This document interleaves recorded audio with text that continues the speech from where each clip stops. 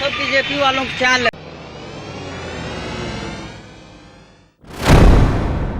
आदाब, मैं मुमताज आलम रिजवी बात करूंगा मैं उत्तर प्रदेश में हो रहे उपचुनाव की। जी हां, बीजेपी चुनाव जीतने के लिए क्या कुछ कर सकती है, इसकी मिसाल अभी घोसी से सामने आई है। उत्तर प्रदेश घोसी से जो खबर आई है वो बहुत चौंकाने वाली है, लेकिन वो बीजेपी की पोल खोलने वाली खबर भी बताई जा रही है। जी हां, उत्तर प्रदेश में जो घोसी है, ये इलाका है आजमगढ़ का, वहां की विधानसभा सीट पर उपचुनाव होना है।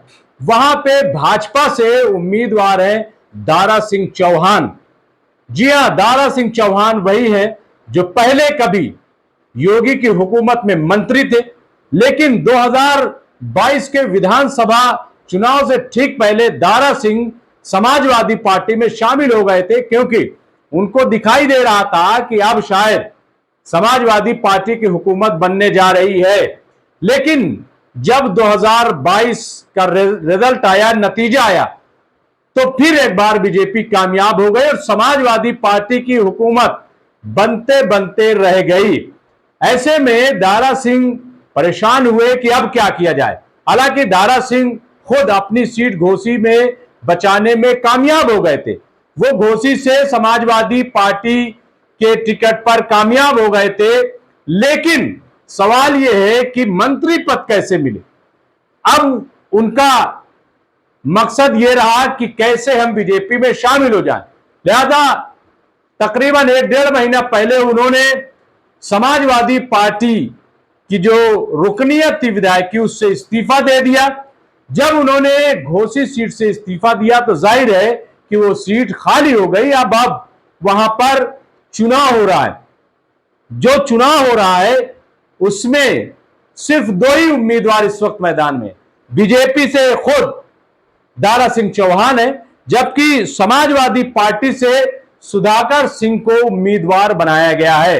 पहले तस्वीर किया जा रहा था कि शायद बीएसपी भी अपना उम्मीदवार कोई खड़ा करे, लेकिन ऐसा नहीं हुआ। बीएसपी ने अपना कोई उम्मीदवार नहीं खड़ा किया।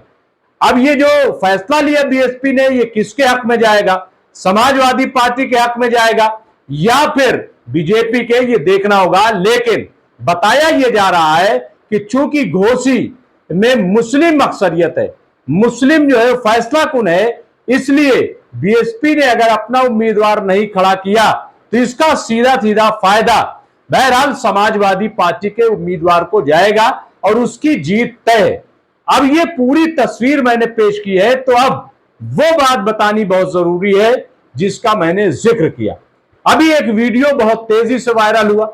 आपने देखा होगा कि दारा सिंह चौहान जब घोसी पहुंचे और वहां प्रचार के लिए लोगों से मुलाकात कर रहे थे, ये अदरी का वाकया है बताया जा रहा है।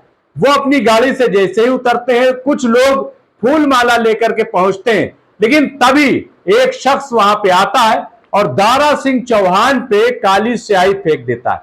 उनका पूरा चेहरा, ये आप देख सकते हैं तस्वीर में कि पूरा चेहरा जो है वो स्याह हो जाता है और उसके बाद वो नौजवान जिसने स्याही फेंकी थी वहां से फरार हो जाता है।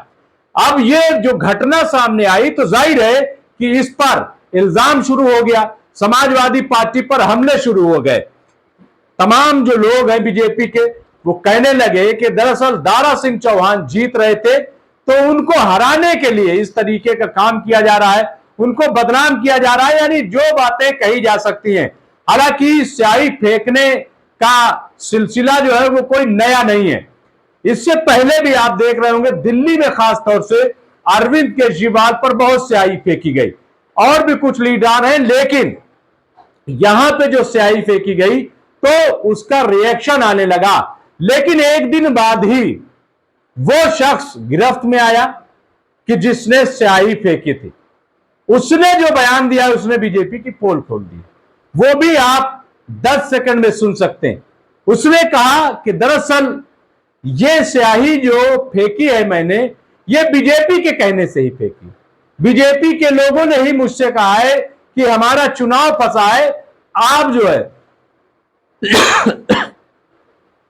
हमारा चुनाव फंसा है, आप स्याही फेंक दो हम तुम्हें बचा लेंगे, तुम्हें कुछ होगा नहीं। ये इस नौजवान का कहना है, सुन लीजिए।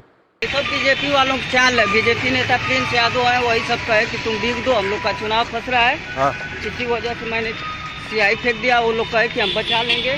तो सुना आपने, ये साफ साफ कह रहा है कि बीजेपी के कहने से ही हमने दारा सिंह चौहान पर स्याही फेंकी थी, इसमें मेरा कोई कसूर नहीं है, ये कहना है। और उन लोगों ने कहा था कि हम बचा लेंगे।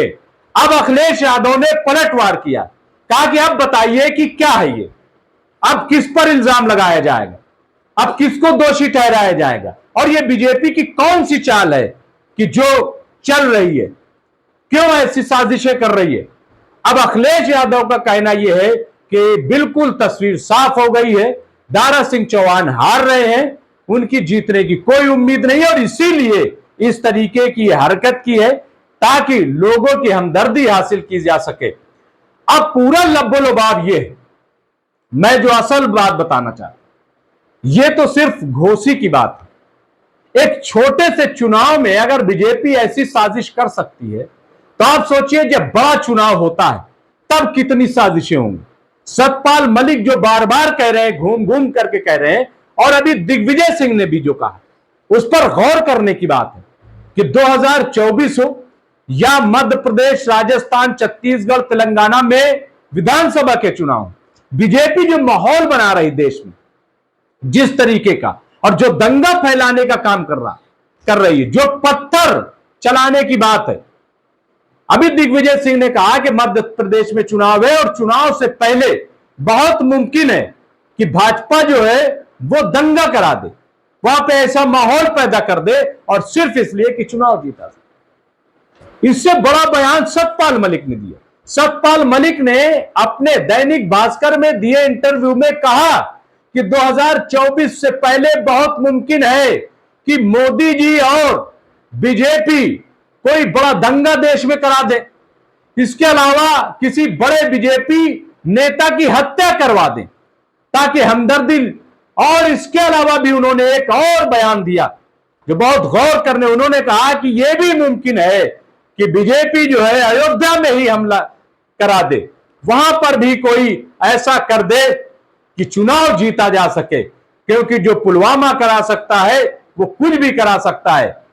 क्योंकि पुलवामा के बारे में सतपाल मलिक साफ साफ कह रहे हैं, और सतपाल मलिक बीजेपी के ही लीडर थे, वो मोदी सरकार में ही जम्मू कश्मीर के गवर्नर थे, और अब उनका जो बयान है वो बीजेपी को पोल खोलने वाला। तो इस छोटी सी घटना से आप बड़ी घटना को भी देख सकते हैं। यहां कैसे दारा सिंह चौहान एक छोटे से चुनाव को जीतने के लिए क्या कुछ कर रहे हैं, लेकिन बहरहाल तस्वीर साफ है कि वहां पर जो जीत होने वाली है वो समाजवादी पार्टी की, क्योंकि घोसी में जो मुस्लिम बिरादरी है, और ये इसलिए भी मैं कह सकता हूं क्योंकि मायावती ने अगर उम्मीदवार नहीं खड़ा किया तो इसमें कोई हैरानी की बात नहीं है, क्योंकि इससे पहले समाजवादी और बहुजन समाज पार्टी का गठबंधन भी हुआ है, और 2024 में भी अभी चर्चा है कि गठबंधन हो सकता है। अगर आज बीएसपी के पास 10 सांसद हैं लोकसभा में, तो वो गठबंधन का ही नतीजा, इस बात को मायावती समझ रहे हैं। तो बहरहाल ये खामोशी हिमायत भी हो सकती है। लड़ाई जो है वो बड़ी सख्त है। उत्तर प्रदेश में घोसी का ये चुनाव अब जो है वो नाक का बाल बन गया है, योगी जी के लिए भी और अखिलेश यादव के लिए। देखना है कि जीतता कौन है।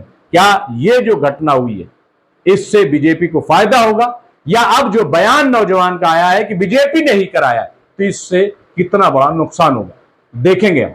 बहुत बहुत शुक्रिया।